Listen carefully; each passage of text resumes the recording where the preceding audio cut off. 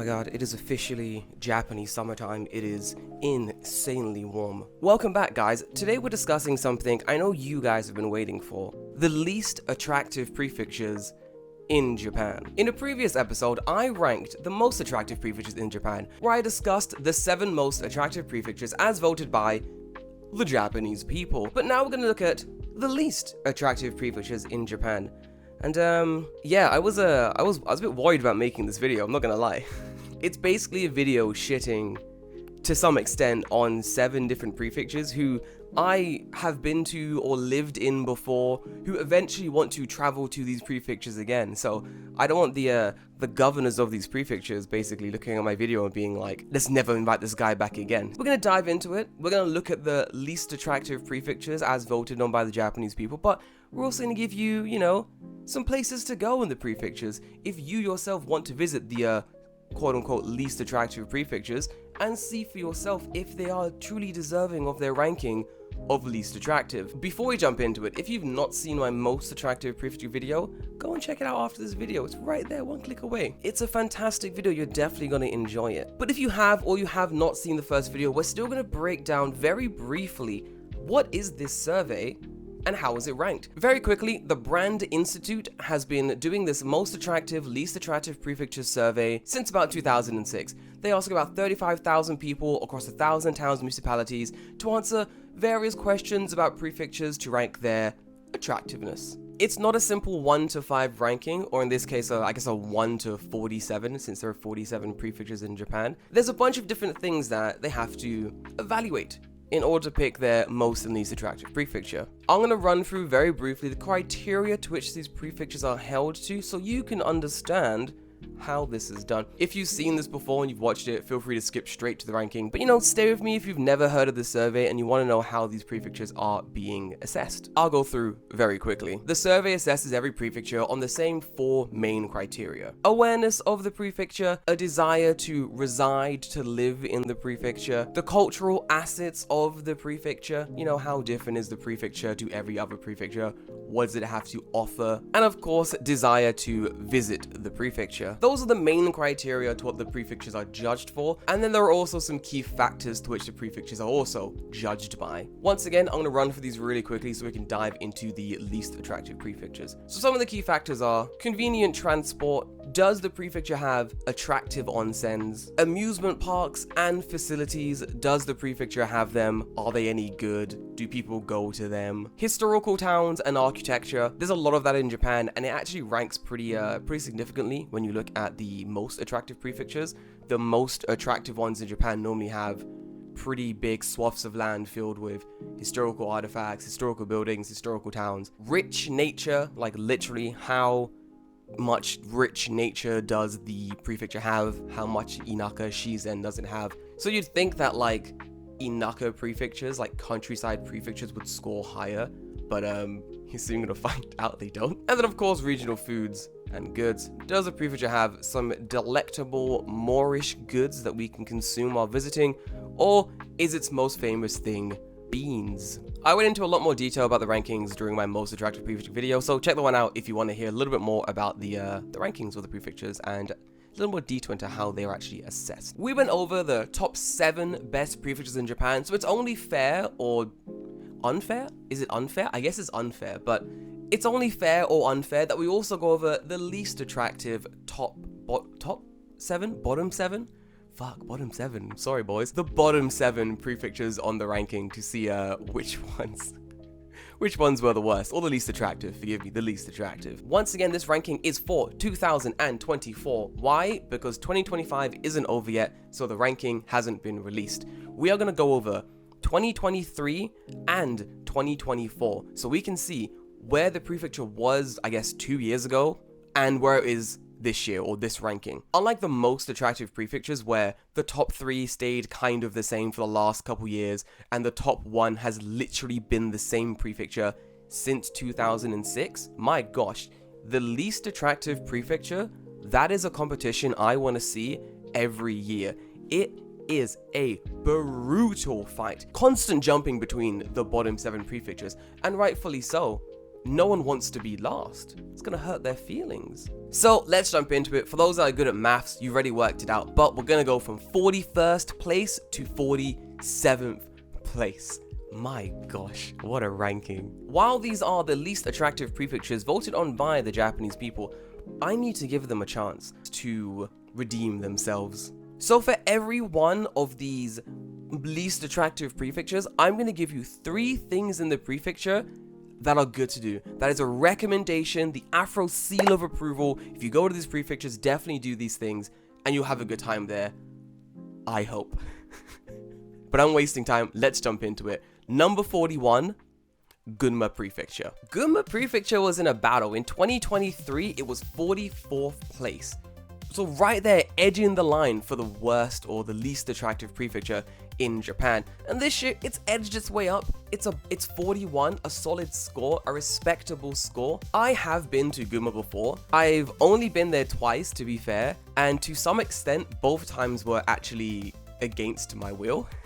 To a certain extent. Once was when I was an international student. There was like a bus tour thing my university was doing, and it was to Gunma. So we had this huge bus tour around Gunma. We stayed in like a really nice onsen hotel. We had some good food. It was a grand old time. And the second time actually was when I was working with Tokyo Creative.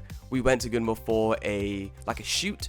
So we did like a whole highlight some of the best things in Gunma, paid for by the Gunma prefectural government, and it was fun. We got to see the what is that anime? Deja vu. I've just been in this place. Initial D. We got to see the Initial D drifting roads thing. There was like an Initial D manhole, because for those who don't know or aren't just into anime, Initial D takes place kind of in Gunma. Someone fact check that. I have no idea. In the grand scheme of things, Gunma isn't actually that bad. A ranking of 41 does make sense. Are there cooler, more interesting prefectures? Yeah, sure. Are there more attractive prefectures? According to this list, yeah, about 30 of them. But still, I think Gunma is a pretty interesting place to visit. A respectable score of 41, but just as I promised, I will give you 3 things to definitely do if you come and visit Gunma. Number 1 is actually really straightforward. You can take a bus from Gunma to this location, and that's the Kusatsu Onsen. I think Kusatsu Onsen by itself is a reason to visit and maybe stay a night in Gunma. It does get quite a few tourists visiting there on like bus trips and stuff. So if you're looking for an out of the way town where you're not going to bump into tourists and you can really connect with nature in Japan, maybe not Kusatsu Onsen, but if you're looking for a great day trip, Kusatsu Onsen is very much up there. It is one of, I think, the top 3 or top 5 onsen towns in Japan. That's nothing to shake a stick at. It's pretty damn good. There's also a famous Yumomi performance. You've probably seen pictures of it. There are like these women with these giant like sticks, and they're like splashing sort of the onsen water around to like cool it down, which is how I think they traditionally cooled down onsens. It's definitely worth a visit. For those who like history, historical monuments, historical locations, there's a wonderful shrine in Gunma called the Haruna Shrine. It's kind of a mountain retreat, really away from Kusatsu Onsen, really away from like the bustling city, really away from sort of tourist-led locations. If you're looking for like an out-of-the-way adventure, I would definitely consider giving the shrine a visit as well. It's pretty beautiful. It's a pretty nice trip. My third recommendation, probably what they call the Niagara Falls of Japan, which is just brilliant, which is Fujiwara Falls. 7 meters high, 30 meters wide. It is a pretty breathtaking waterfall. Definitely worth a trip up to Gunma. Gunma to me feels like a very easy day trip. It's one bus, one train away from main Tokyo. Really easy to get there, really easy to get back.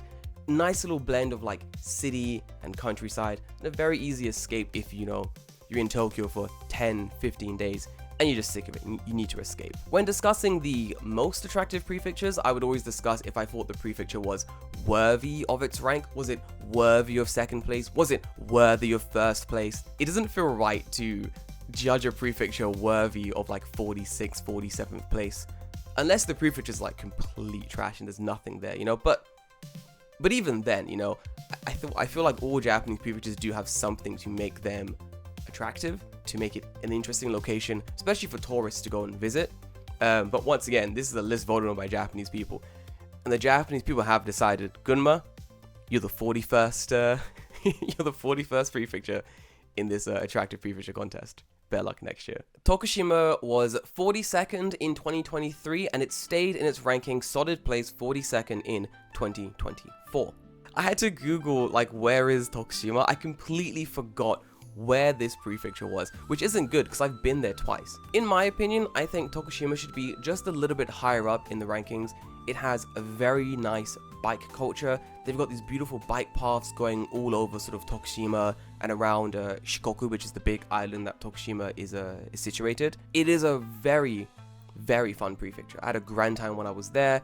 The food is really good. There's a really interesting udon soba culture there. Like, some of the best soba and udon I've eaten had come from Tokushima. I was there for work, and I went on what was called the Brompton bike tour, which was a bloody fantastic tour around Tokushima Prefecture. You get to stay on a mountain, you get woken up to see the sunrise. These are the sunrise photos. Absolutely spectacular sunrise. Worth the hike up the mountain. Just bloody fantastic. The bike around the prefecture was also very, very fun because it's such a interesting small prefecture of a lot of like locals and everyone seems to know each other. There was a part on the tour where we're cycling around and there's a woman outside picking a kaki, a persimmon or Sharon fruit, and she's just like, "Hey, want some?" And we're like, "Yeah, sure. This sounds great. Yeah, I'll take some fruit. I've been cycling for a while. Thanks, we appreciate it." She's like, "Cool. Wanna come in for tea and snacks?" I'm not gonna say no to tea and snacks, so we went in to this random old person's house for fruits and tea and snacks. It was a grand old time. It's a great prefecture, really, really nice, really friendly. I think Shikoku as a whole is very worth visiting. Every single prefecture in Shikoku is, in my opinion, really, really well done. This is the only prefecture from Shikoku to make the bottom 7, which really just show how sort of a top 10 Shikoku prefecture is. But as I promised, I'm going to give you the top 3 things to do while visiting Tokushima prefecture. Shikoku as a whole has really good Awa Odori, which is the dance festival. And there is an absolutely massive dance festival that happens every year in Tokushima. If you can book a hotel and get yourself down there, check out the festival. It is just something else. I've sadly never had the chance to visit the Shikoku or the Tokushima giant Awa Odori dance festivals. I've only been to ones in Tokyo, I think one in Osaka, which is really, really fun. There used to be one in my old area in West Tokyo. I did that a lot. It was really, really well done. It's definitely worth going on Tokushima to see like where the festivals kind of originated. Second recommendation's got to be the Naruto whirlpools. No relation to the character. Just an area in Tokushima where there are constant whirlpools. It's pretty breathtaking. You can go up a bridge and walk along what is basically like a glass paneled bridge thing.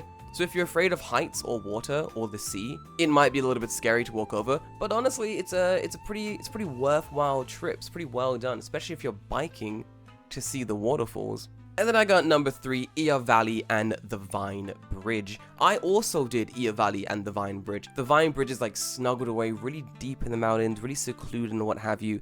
It is a pretty big tourist hotspot now. When I went, I think it was like 6 or 7 years ago now, completely packed with tourists. Depending on how many people are coming in to cross the bridge, what have you, the bridge can sometimes close. Like, they can just close the Vine Bridge and be like, yeah, we've had like 50,000 people cross this bridge today. Health and safety or what have you, the bridge is closed. Like, that's it. We're kind of done here. Tokushima 42, I like it. I'm happy with its position. Maybe it needs to be a little bit higher, but you know, there are some powerhouses in the top 20 prefectures really keeping the rest of us down. Definitely gonna need some coffee for the last 5.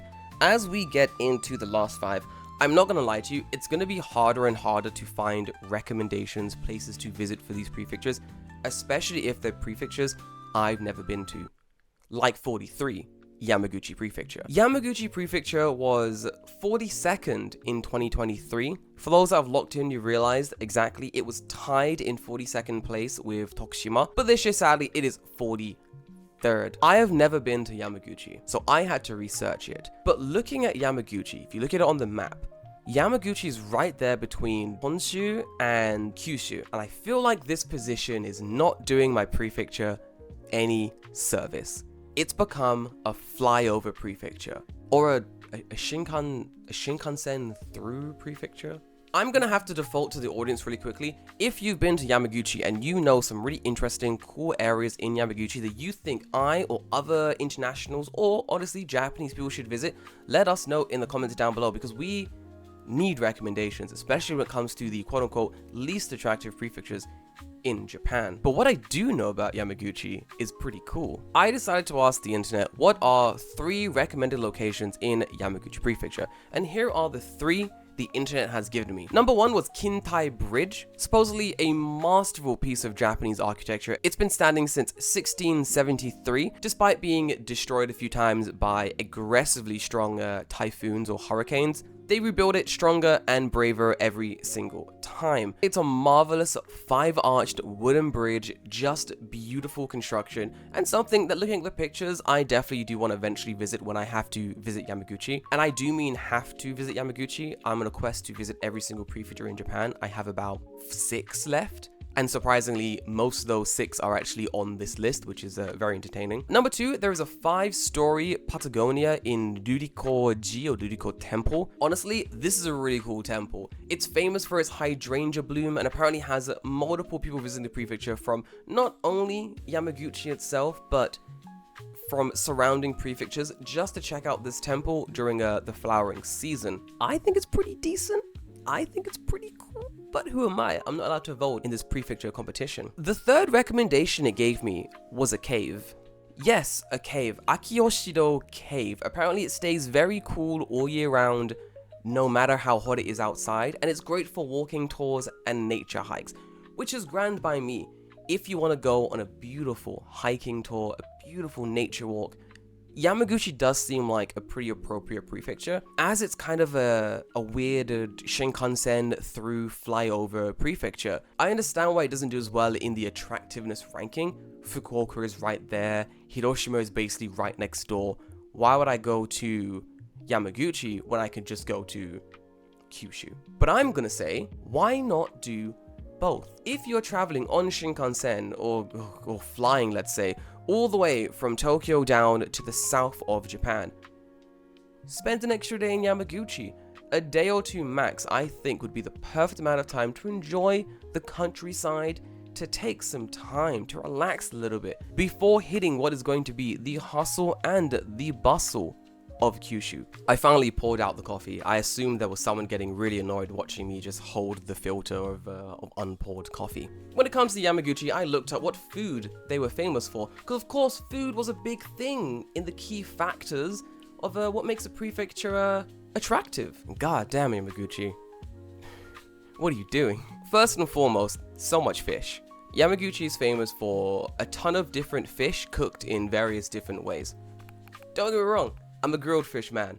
You put a grilled fish in front of me and I'm gonna go, oh boy, I'll take some rice with that, that's delectable. However, everything they were offering was basically grilled fish, so I was looking for things that were a little bit different, a little bit unique, and I found 2 things that I'd never tried before. 1, I definitely would give a go, and 2, I've heard of it before and I don't even want to try it because every time it's been explained to me, no one's described the taste, they've just described it with like the weirdest style of explanation. So 1 is fugu, or puffer fish. Apparently Yamaguchi is very famous for puffer fish. Puffer fish tastes like nothing. It has no flavor apart from like the soy sauce you're dipping it in. It gives your mouth like a numbing sensation. And once, many years ago when I was a student, we asked a teacher, like, hey teach, this fugu thing you guys are all crazy about, what does it taste like?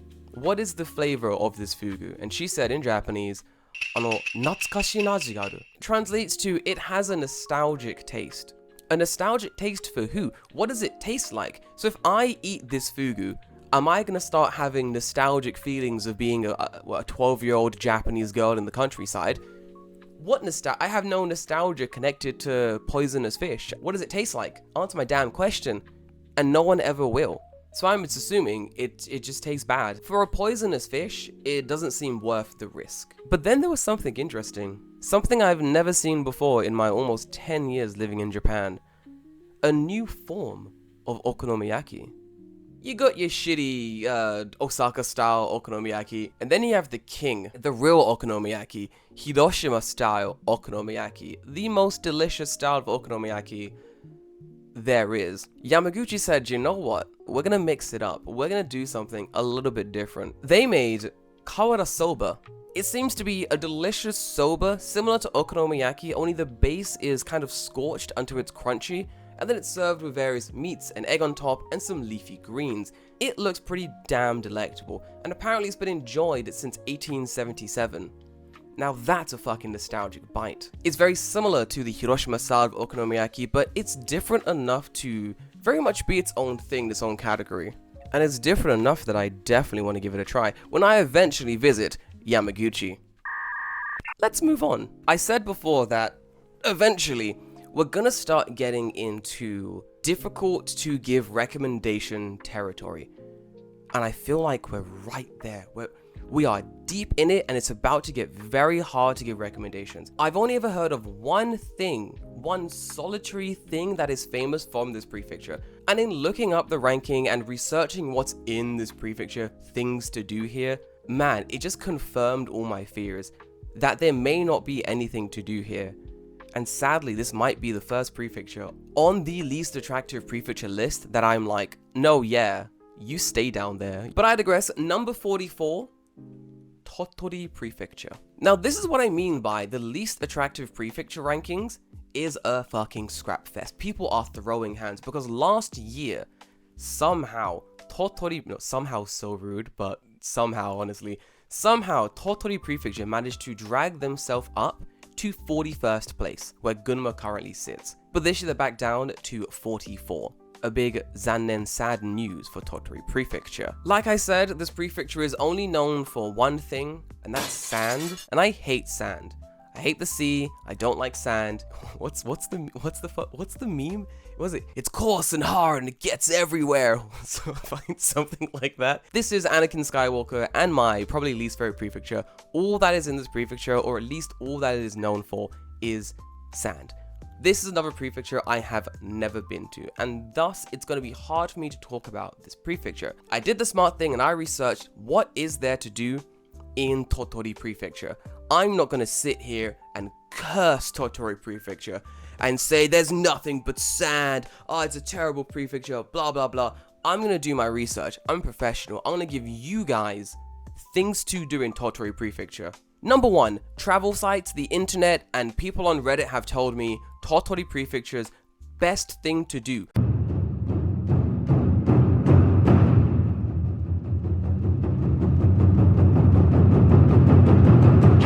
Fucking sand dunes.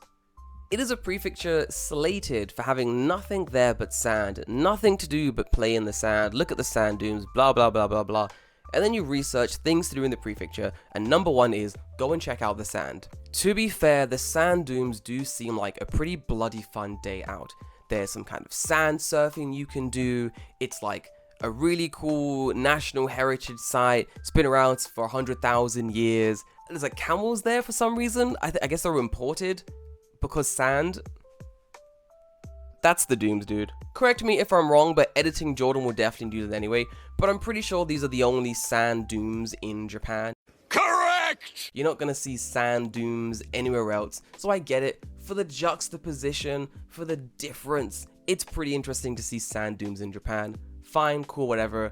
I guess it's interesting. And then I was like, what other recommendations are there in Tottori Prefecture? We've covered sand. What else is there? Because once again, I gotta give you 3 things. What was number 2?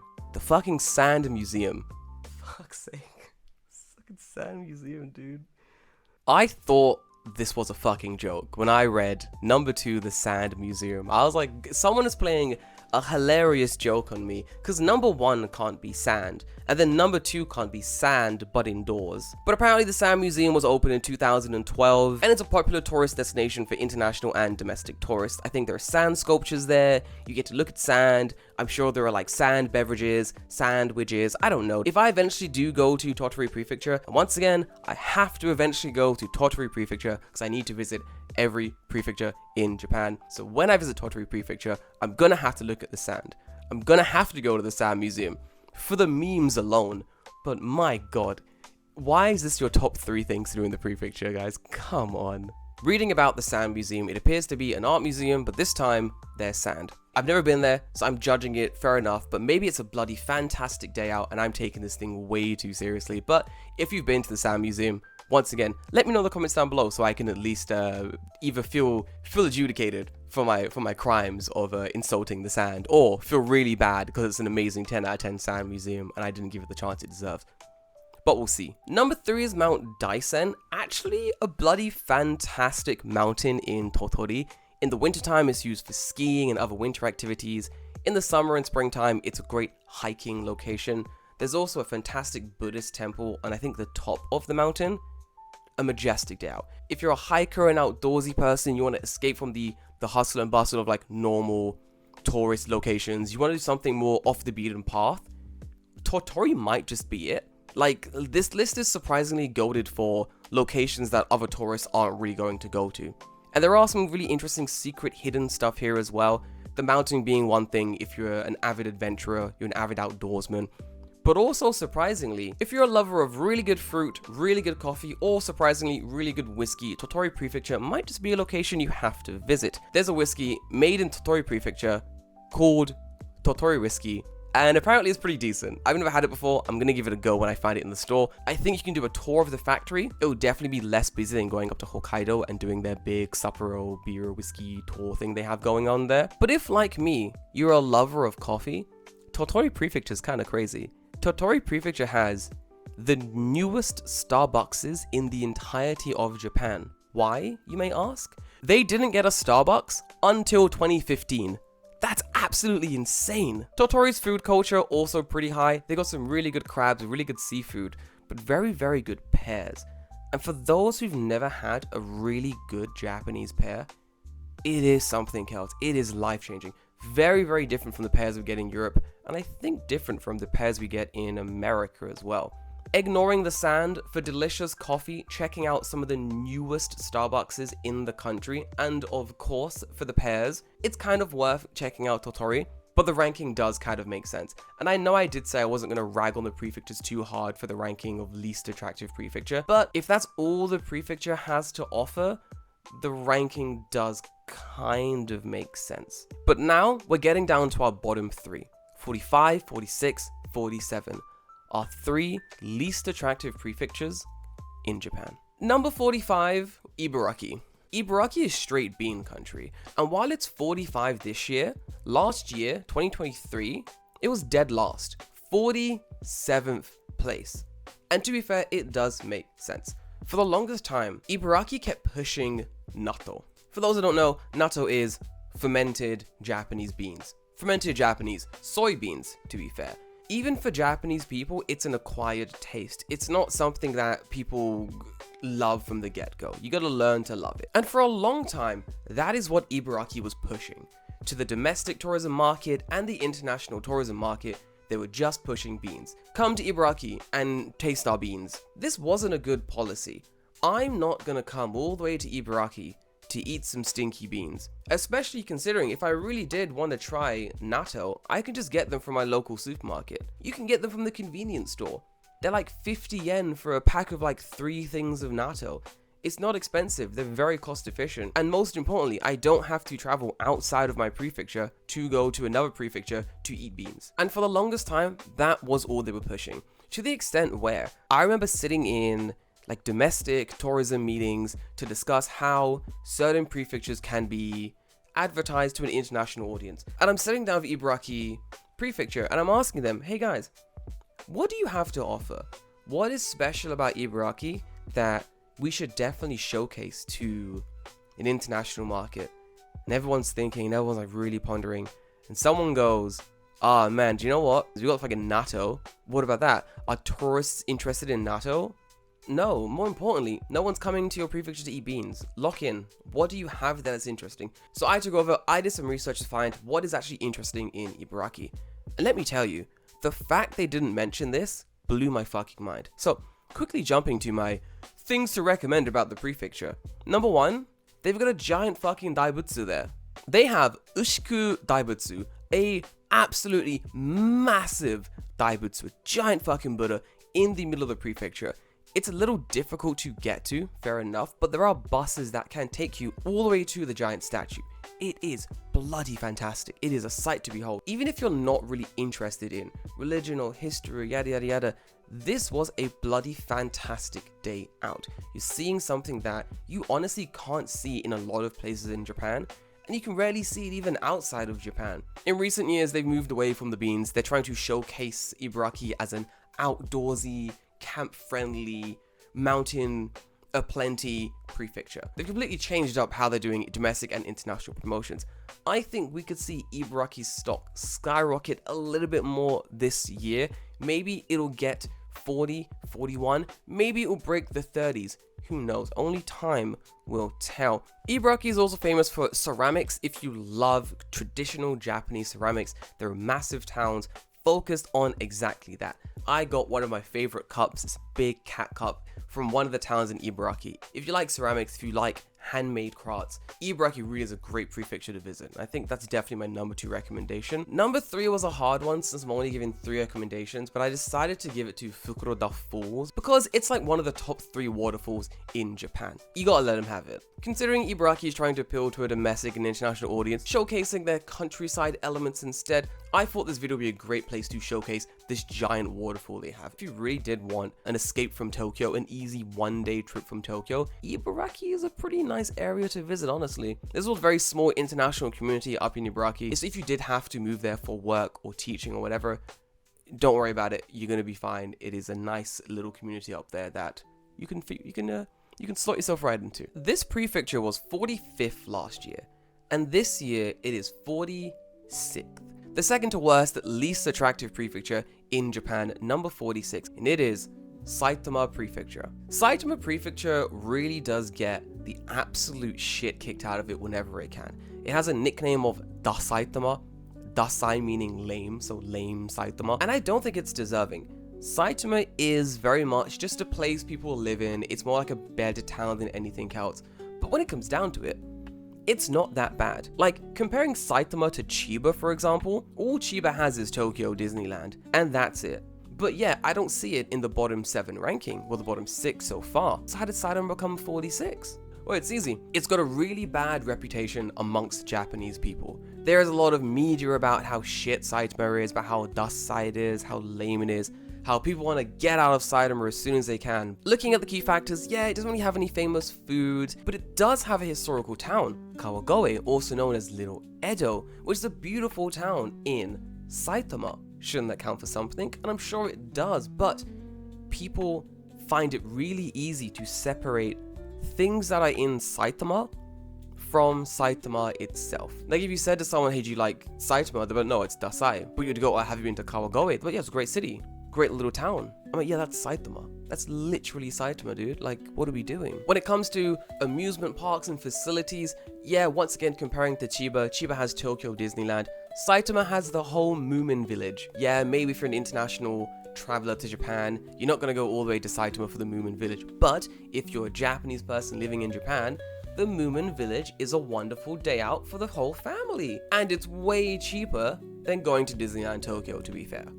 If you have kids, especially young kids, or you're just on a date, it's an easier date than Disneyland. The queues aren't that massive, and it's a wonderful little location up in Saitama. Also, my third recommendation, because I've just jumped recommendations for some reason, is Chichibu. Chichibu has this absolutely fantastic field of flowers that you have definitely seen before. It is fucking everywhere. Every time these flowers bloom, it becomes one of the most popular places to visit in and around Tokyo. For some reason, people don't connect that to Saitama. And when you look at the key factors, you look at the assets they're evaluating, yeah, Saitama, it doesn't have it all. There are certainly areas where Saitama could improve and should improve, to be fair. But I think Saitama just has too much of a bad reputation. And I think it's going to be years before it can escape the bottom 7. And it's a damn shame because I think it is a pretty good prefecture. Mid-30s or at least low 30s. I don't think it belongs in 46. If you're traveling to Japan, you want to escape, and if you're living in Japan, you're working in Tokyo, Saitama is one of the best places to live. We've made it. Number 47. The least attractive prefecture in the entirety of Japan for 2024. Saga Prefecture. Saga Prefecture went from 46 to 47. Dead last position. And what a damn shame. Generally, there's nothing too crazy happening in Saga. There's nothing too interesting happening in Saga, at least if you're a Japanese person voting on the most attractive prefecture survey year in, year out. And I say year in, year out, because in 2023, Saga Prefecture was 46th place, and now it's once again dead last at 47. Saga may not have so much going on, especially when you take the parameters of this most attractive prefecture tournament into account. However, there is one massive thing that happens in Saga Prefecture year in, year out. And while it might be really crowded, and I guess it attracts visitors from the international and also the domestic travel market, but it makes sense, because it's a very cool event. That's the Hot Air Balloon Festival in Saga Prefecture. It is a very cool event. There's even a museum attached to the event. Saga Prefecture is the second prefecture on the ranking that, sadly, I think it deserves its position. And that's really sad to say, because it is, you know, the least attractive prefecture in Japan. But honestly, I can't think of a prefecture that I want to go to less than Saga. For me personally, Saga is going to be a prefecture I visit once I'm in Kyushu again. I've yet to go to Kagoshima Prefecture in Kyushu, so I'll definitely be down in Kyushu again to visit that prefecture, and while I'm there, I might go to Kumamoto again, perhaps even Nagasaki one more time. And since Saga is right there, I'll spend a day in Saga. The prefecture isn't all doom and gloom. There are some pretty fantastic areas to visit in the prefecture. From what I've heard from people who've grown up there, Saga is a very open, very welcoming prefecture. A lot of really nice people live there. They have some very wonderful cafes, really nice, beautiful streets and castles. I would say it's a prefecture worth visiting if you're traveling down in Kyushu. If you're spending your time up in Tokyo areas, I wouldn't go all the way down to Kyushu just to see Saga and go back again. But if you're already in the south and you check out the area, pop down to Saga, see what it's about. But most importantly, let me know in the comments down below, have you been to Saga and what did you think of it? Because I've never been and I'm so curious and I need recommendations. But just like every prefecture on this least attractive prefecture ranking as voted on by the Japanese people, I need to give you 3 Saga recommendations. Let me tell you, these were hard to find. Number 1 is of course the Hot Air Balloon Festival. That is going to be my number 1, go and see this thing in Saga because it's the most famous thing they have and apparently it's a majestic event. However, the only downside is because it is a bloody massive festival, getting away from the festival afterwards apparently can take you hours because Saga doesn't have the infrastructure set up to deal with that amount of influx of people coming to a single area. So getting out of the area to go back to like Fukuoka or Nagasaki or the main city or even your car if you're driving in is it's a massive pain from what I've heard. Number 2 has got to be the Yutoku Inari Shrine, a absolutely majestic shrine, honestly. For me, when I was looking up things to do in Saga, this shrine really got me. I was looking at the images, location, where it's like situated in like this nice sort of countryside area. And I generally thought to myself, wait a minute, do I want to go to Saga just to check out this shrine in person? Because I might want to. It is just a majestic shrine. The shrine itself seems to be half carved into a mountain, which is super awesome. And there are various festivals that take place throughout the year, including a massive fire festival, which just, oh my god, dude. Fire and festivals just go together so well. Saga Castle also came up quite a lot when looking into things to do in Saga Prefecture. And although it's a reconstructed castle, it's not one of the originals. It was reconstructed in the image of the castle originally built in 1864. So historically, it does still hold some significance. The castle is also very easy to get to from the main city of Saga, and as Saga doesn't have the greatest transportation links, any location that's easy to navigate to is always going to be a plus and a recommendation in my books. The last location I'd recommend in Saga Prefecture is very seasonal dependent, but if the pictures do this location any justice, this might be one of the most beautiful locations I've seen in a very long time. Mifuneyama Rakuen. This is a massive park located pretty deep into Saga. Feels like one would definitely need to ride one of the local buses to get to this location safely, or of course if you're driving a car, it'll be easy to just drive up. The location's been very well maintained, and I say it's seasonal dependent because depending on the season you're going to visit the garden would depend what flowers are in bloom. But checking out the images and looking at the reviews for this garden, it's kind of breathtaking. It kind of does back up my idea that there aren't really any unattractive prefectures. Yeah, you have the least attractive prefecture, I guess, but when it comes down to it, good things can really be found in every single prefecture in Japan. I think that's why they made the assessment guidelines so strict when making this most attractive prefecture survey, because they kind of had to. If it was just judged on, does the prefecture have interesting things to do, I think there might be a big shift in ranking. I feel like Saga should be above Tottori Prefecture in the ranking. Saga does have more interesting countryside elements, and yeah, while it may not have robust food culture or really good transportation links, as a domestic traveler or an international traveler, I feel like there's more to be gained in Saga Prefecture than, for example, Tottori Prefecture. I'm not trying to compare apples to oranges, I just generally feel that the way the ranking stands, there is a lot of changes that can be made, especially with the bottom 7 prefectures. As I said before, I don't think Saitama should be bottom 7, maybe Saga should be a little bit higher, Tottori maybe a little bit lower. And there are prefectures that didn't even appear in the bottom 7 that I think maybe need to have a little bit of time in the bottom 7. I hope no one's jimmies were rustled during this, the breakdown of the least attractive prefectures in Japan as voted on by the Japanese people. But I ask you now, fellow viewer, what are your 3 to 5 least attractive prefectures in Japan? If you have to rank them 47 and up, how would you rank them? I'm very curious to see what your least attractive prefectures were. But guys, I'm gonna love you and leave you, and if you've not seen the most attractive prefecture video, check it out. I'll put the link for it right there next to me. But until then, stay healthy, stay safe, and I'll see you in the next one. Bye bye.